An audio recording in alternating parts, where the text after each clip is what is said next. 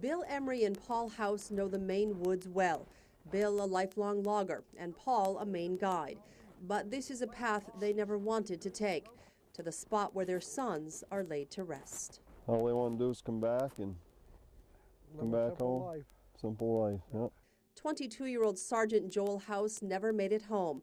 Last June, while on his second tour of duty in Iraq, Joel was killed by a roadside bomb as he manned a gun turret. I happened to look out the window and I saw a van pull up. Didn't see the plates and didn't recognize the van.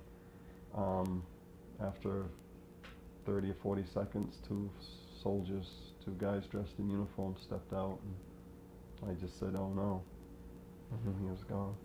Gone was the soldier who felt a responsibility to serve his country. Gone was the quiet young man who loved to play guitar, especially a song that honored the simple life in Maine that Joel loved.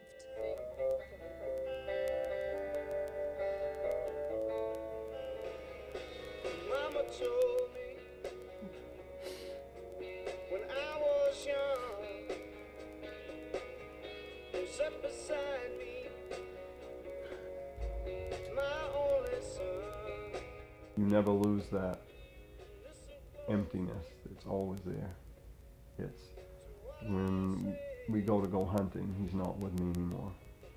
When we go fishing, he's not with me. Want to go to camp, he's not with me.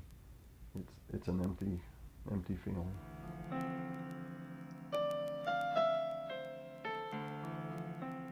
It was a devastating blow to the House family and the tiny village of Lee.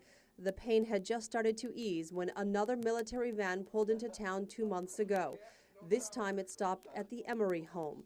Bill Emery was told his 24-year-old son, Sergeant Blair Emery, had been killed, just like Joel House, by a roadside bomb, and just like Joel, while he was manning a gun turret. Everybody was there. I mean, medics and everything was in there within 2 or 3 minutes, but they couldn't save him. They couldn't get him out, but they couldn't save him. Just such lower extremity. Was pretty much gone. Hundreds of people filled the gym at Lee Academy to say goodbye to Blair.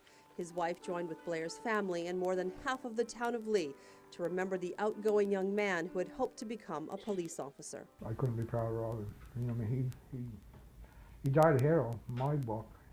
Growing up, Blair and Joel went to the same school. They played baseball together and spent time with their dads, learning to hunt in the Maine woods. So every once in a while we might bump into each other out 10, 15 miles up the woods somewhere. Have a chat? Yeah, talk for a half hour, an hour. And that was our visitation. Bill and Paul weren't close friends, but the bond grew when their sons joined the Army and were sent to Iraq.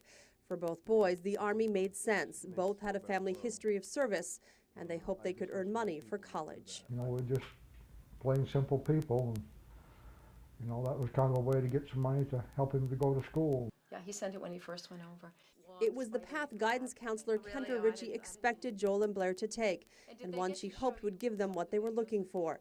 She says losing Joel was tragic, and when Blair died, there was a sense of disbelief. If you're a mother, Joel's everybody's son. Blair's everybody's brother, everybody's friend next door, and that those pieces, even if you weren't close to them, it just shook the fabric of the community. It really did. But it also showed how a small town can rise up to help.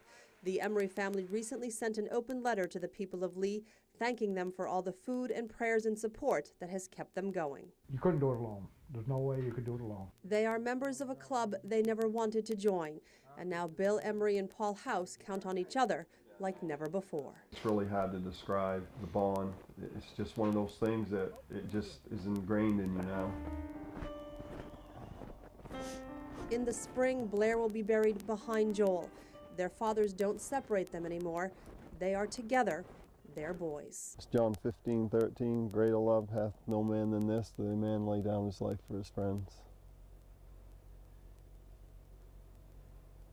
He certainly did that. They both did. In Lee, Maine, Marnie McLean, NECN.